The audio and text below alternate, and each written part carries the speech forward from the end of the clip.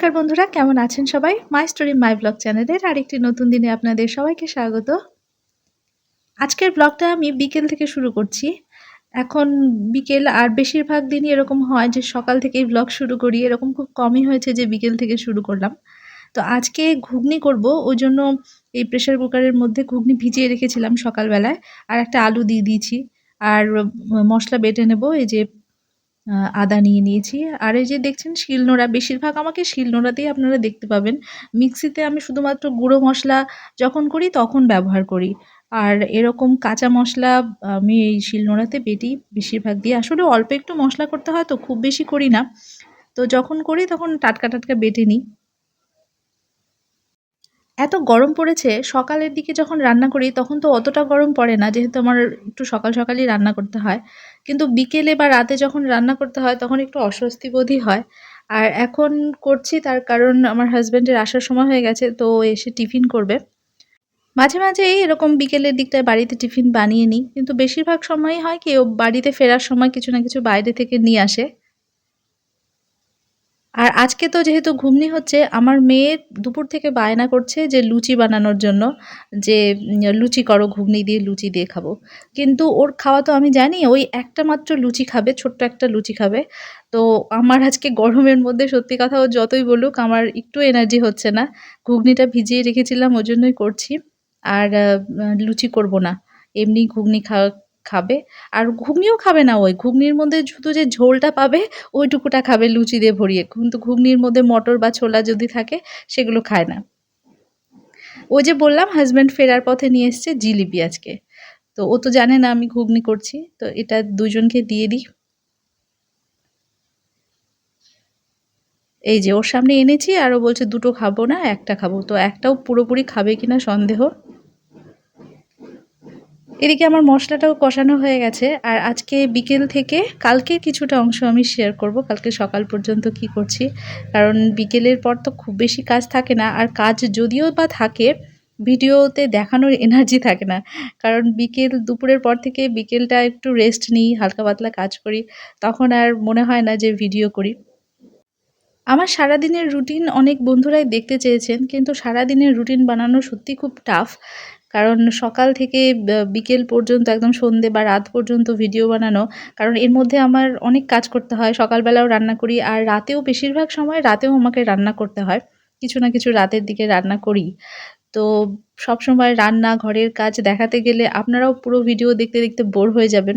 আর কতই বা শর্টকাটে দেখাবো, ওজন্য পার্ট পার্ট করেই দেখাই।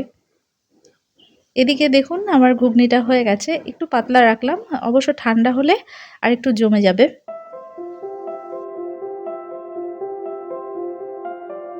গুড মর্নিং বন্ধুরা, এখন বাজে সকাল 6টা। আর আজকের ওয়েদারটা সকালবেলার খুব ভালো, হাওয়া বইছে। ওই যে ওইদিকে গাছগাছালি, তো খুব সুন্দর হাওয়া বইছে। আর একটু ঝিরিঝিরি বৃষ্টি পড়লো, কিন্তু এখন আর বৃষ্টি হচ্ছে না। তো সকালের দিকটা তো এরকম একটু মেঘলা মেঘলা থাকে প্রায়ই, কিন্তু দুপুর হতে হতেই আরও রোদ গরম বেড়ে যায়। তো আজকে দেখা যাক বৃষ্টি হয় না আবার রোদ ওঠে। তো সকালে ছাদে এসেছি, এই জন্য আমাদের চাটা খাওয়া হয়ে গেছে। এখন এসেছি ডাঁটা তুলে নেব।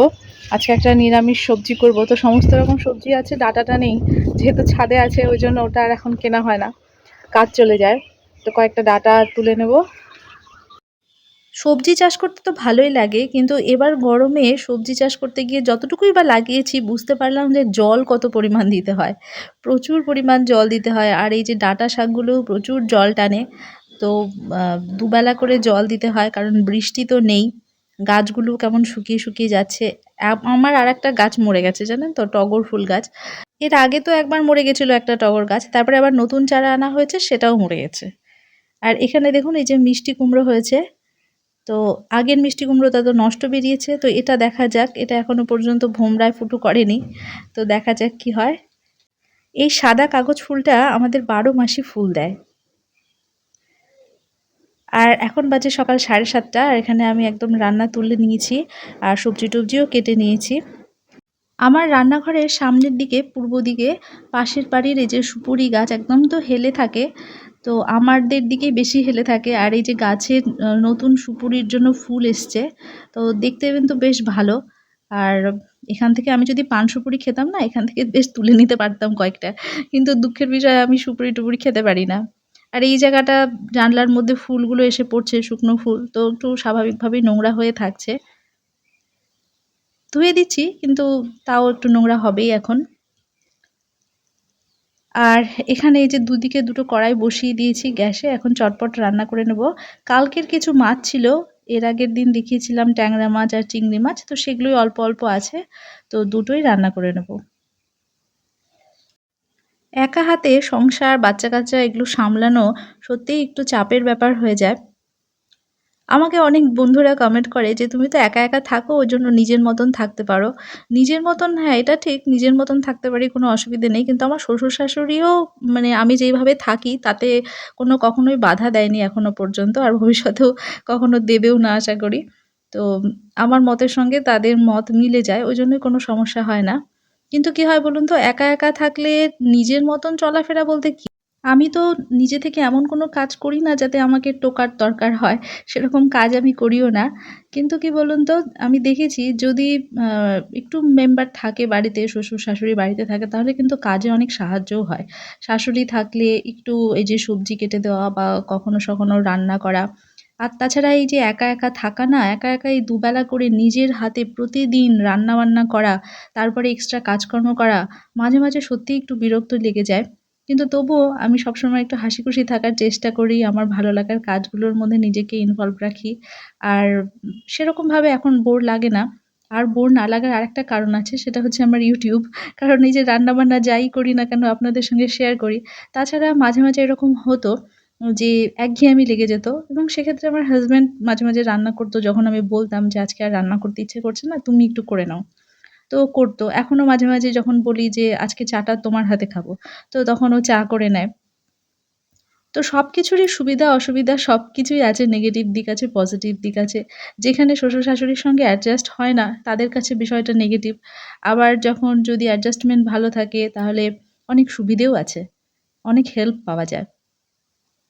এখানে আমি একটা যে পাঁচমিশালি সবজি করে নিলাম। সকালবেলা যেটা বলছিলাম যে ডাঁটা তুলে নিয়েছি, এই যে সবজিটা বাটিতে বেড়ে নিলাম।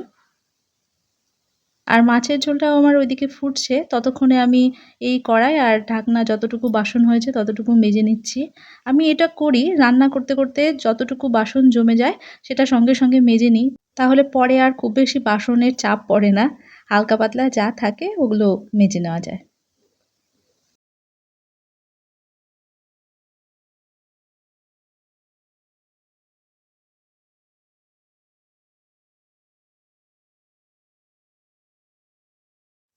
মাছের ঝোলটাও এদিকে হয়ে গেছে। তো আজকে চিংড়ি মাছ আর ট্যাংরা মাছ দুটো একসঙ্গেই রান্না করলাম। আলু, বেগুন আর একটু পটল দিয়েছি। কারণ অল্প অল্প মাছ ছিল তো, ওটা আবার আলাদা আলাদা কি করব। তারপরে এই যে ভাবলাম একটু ঢ্যাঁড়স ভাজা করে নিই, আর এই চপারটা আবার নিয়েছি, এর আগের দিনও কাটছিলাম। এগুলোতে কেটে আমার অভ্যেস নেই, তো আমার খুব একটা সুবিধে হয় না। তবে এই ঢ্যাঁড়সটা কাটতে কিন্তু বেশ তাড়াতাড়ি হয়ে যায় আর কি। মানে অল্প সময়ের মধ্যে অনেকগুলো নিলে ফটাফট কাটা হয়ে যায়। বটিতে একটু সময় লাগে। আসলে ওই যে একদিন বলছিলাম না, সবকিছুতেই এগিয়ে থাকতে হয়। ওই যে বঁটিতে কাটতে ভালোবাসি বলে নতুন কিছু শিখব না তা না। নতুন কিছু শেখার চেষ্টাও করতে হয়। না হলে আমাদের বাচ্চা-কাচ্চারা যখন ছুরি চাকুতে কাটবে তখন বলবে যে তুমি পারো না এগুলো করতে, বা তুমি ব্যাকডেটেড। তো ব্যাকডেটেড হয়ে থাকা যাবে না। সবকিছুতেই চেষ্টা চালিয়ে যেতে হবে, অ্যাডভান্স হতে হবে, যুগের সঙ্গে তাল মিলিয়ে চলতে হবে। এদিকে ঢ্যাঁড়স ভাজাটা হচ্ছে, আর এখানে আমি সৃষ্টিকে সকালবেলায় বসিয়ে দিয়েছি হারমোনিয়ামে। সকাল সকালই রান্নাটা করে নিয়েছি, দেখলেনই তো 7:30টার সময় বসিয়ে দিয়েছি। আর আমার মেয়ে একটু ঘুম থেকে উঠতে লেট করে, তো ওই জন্য ওর হারমোনিয়াম বাজাতেও লেট হয়ে যায়। তারপরে যে কোনো একটা হয়, হয় পড়াশুনো হয়, না হলে গান বাজনা হয় সকালে, দুটো আর একসঙ্গে করে উঠতে পারে না। ওকে স্নান খাওয়া দাওয়া করিয়ে এই যে আবার রেডি করে দিচ্ছি স্কুলের জন্য। সকালবেলাটা আমার ভীষণ ব্যস্ততার মধ্যেই কাটে, দেখলেন তো। আর এটা শুধু আমার একার না, আমার মতন সমস্ত মায়েদেরই ব্যস্ত রুটিন। বিশেষ করে বাচ্চা-কাচ্চাই যতদিন না নিজের ইউনিফর্ম, নিজের জুতো, বইপত্র সবকিছু নিজে সামলাতে পারছে, ততদিনে ডবল খাটুনি। মানে ওদিকটাও সামলাতে হয়, রান্নাঘর সামলাতে হয়, আবার এদিকেও সামলাতে হয়। তারপরে আমার মেয়ে তো স্কুল যাওয়ার সময় এখনও খাওয়ার একটু অসুবিধে আছে, সুতরাং খাইয়ে দিতে হয়। তো এক্সট্রা টাইম লাগে। মোটামুটি 1 ঘন্টা আগে আমি ওর খাওয়া শুরু করি। স্কুলে পাঠিয়ে দিয়েছি। তারপরে এখন ধীরে ধীরে আমি ঘরের কাজগুলো করে নেব। আমাকে অনেক দিদিভাই জিজ্ঞাসা করেছে যে তুমি ঘরের কাজগুলো কখন করো? আমি যে ভিডিওগুলো করছি না, ভিডিও অনুসারেই আমি কাজ করি। এমন না যে আমি ভিডিও এডিট করার সময় এদিক ওদিক করে দিলাম। আপনারা আমার ভিডিওতে যেইভাবে একটার পর একটা কাজ দেখতে পাবেন, তো সেইভাবেই আমি কাজগুলো করি। প্রথমে রান্নাবান্না দেখলেন, তো ওইভাবেই কাজগুলো করলাম। আর তারপরে এখন এই যে ঘরের বাকি যে সমস্ত জিনিসপত্র ওগুলো গুছিয়ে নিই, ঝাড়ঝাঁটা বা একটু ক্লিনিং ডাস্টিং থাকলে সেগুলো করি। সকালবেলা রান্নাটা হয়ে থাকলে একটু সুবিধেই হয়, যেহেতু আমার লাইফস্টাইলটা এরকমই, তো এখন আমার ক্ষেত্রে এটাই সুবিধাজনক। এটা চালের বস্তার মধ্যে এই ব্যাগটা ছিল, তো এই ব্যাগগুলো তো সেরকম কোনো কাজে আসে না, ওই জন্য আমি ডাস্টবিনের মধ্যে যেইভাবে রেখে দিই, তাতে করে ডাস্টবিন কিন্তু পরিষ্কার থাকে। যদিও এই ডাস্টবিনের মধ্যে আমি শুধু প্লাস্টিক জাতীয় জিনিসগুলোই ফেলি, এজন্য খুব বেশি নোংরা হয় না। আর এই যে দেখুন, ব্রাশ পেস্ট সব অগোছালো হয়ে আছে।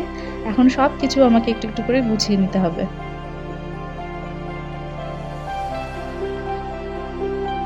আসলে মানুষ তো অভ্যেসের দাস। মানুষ যেভাবে নিজের লাইফস্টাইলকে সেট করবে, তো সেইভাবে ধীরে ধীরে অভ্যস্ত হয়ে যায়। ওটাই একটা ভালো লাগা হয়ে যায়। এবার ভালো লাগুক না লাগুক একটা হ্যাবিটও হয়ে যায় যে করতেই হবে, আর তখন বসে থাকতে ইচ্ছে করে না। তো আমারও এখন হ্যাবিট হয়ে গেছে, আর স্টেপ বাই স্টেপ এইটা একটা কাজ অটোমেটিক হয়ে গেছে যে মেয়ে স্কুল চলে গেল, তারপর আমি ঘরটাকে একটু ক্লিন করে নেব। এটা প্রতিদিনকার আমার রুটিন। আর মাঝে মাঝে এই যে গাছগাছালির পরিচর্যা করি, তো এগুলো আমার হাসি খুশি থাকার একটা মেন কারণ। আমার খুব ভালো লাগে গাছগাছালির মধ্যে ইনভলভ থাকলে। আর যখন কোনো লাগানো গাছ বেঁচে যায়, এই যেমন এই অ্যাগ্লোনিমাটা জলে বসিয়ে রেখেছি, পর থেকে ভালোই গ্রোথ হয়েছে, বেঁচে আছে, তো ওই জন্য আরও বেশি আনন্দ লাগে। আজকে সোফাটাও একটু ডাস্টিং করে নিচ্ছি, অনেক দিন যাবৎ করা হয় না, আর একটু ধুলোও পড়েছে দেখছি। আপনারা আমাকে ভিডিওর মধ্যে কাজ করতে দেখেন ঠিকই, কিন্তু এই যে এই সোফাটা ক্লিন করা, এটা হয়তোবা আবার ২-৩ দিন পর বা ৩-৪টে ভিডিওর পরে দেখবেন। কারণ যেভাবে আমি ভিডিও করি যে একদিন ক্লিন করলাম, তো রোজ দিন তো আর ক্লিনিংয়ের দরকার হয় না। তো আবার হয়তোবা কয়েকদিন পরে করব। তো অন্য ভিডিওতে এই টাইমে হয়তোবা অন্য কোনো কাজ করি। আমি নিজে এই জিনিসটা খুব মেনটেন করার চেষ্টা করি যে একদিনে খুব বেশি কাজ করব না, হালকা পাতলা যতটুকু ক্লিনিং ডাস্টিংয়ের ব্যাপার থাকে, একদম হাত গুটিয়ে বসে না থেকে কিছু না কিছু ক্লিন করব। তাহলে কিন্তু ঘর অটোমেটিক আপনাদের পরিষ্কার থাকবে, আর এটা আমারও চেষ্টা করি সেটা। আমাকে একজন দিদিভাই বলবো, তো বলছিলেন যে আমি যখন কাজের ক্ষেত্রে বলি, যেটা বললাম যে আপনাদের ঘরও ক্লিন রাখবে, তো সেটা বলতে না করছেন। বলছেন যে তুমি তোমার কাজ করছো, তোমার ঘরের কাজ করছো, ঠিক আছে, কিন্তু আমাদেরকে বলার কি আছে? আসলে আপনাদেরকে আমি বলছি না, ওটা অনেক সময় বেরিয়ে যায় মুখ থেকে। আর এটা ঠিক যে আপনারা অনেকেই আমার থেকে অনেক ভালো গুণী, অনেক রকম ভালো কাজ সুন্দরভাবে সুষ্ঠুভাবে করতে পারেন। কিন্তু অনেক সময় কথার মধ্যে বেরিয়ে যায় যে এরকমভাবে আপনারাও করতে পারেন। তো যাই হোক, ভালো না লাগলে কিছু করার নেই। আর ভিডিওটাও আমি এখানেই শেষ করছি। দেখার জন্য অনেক ধন্যবাদ।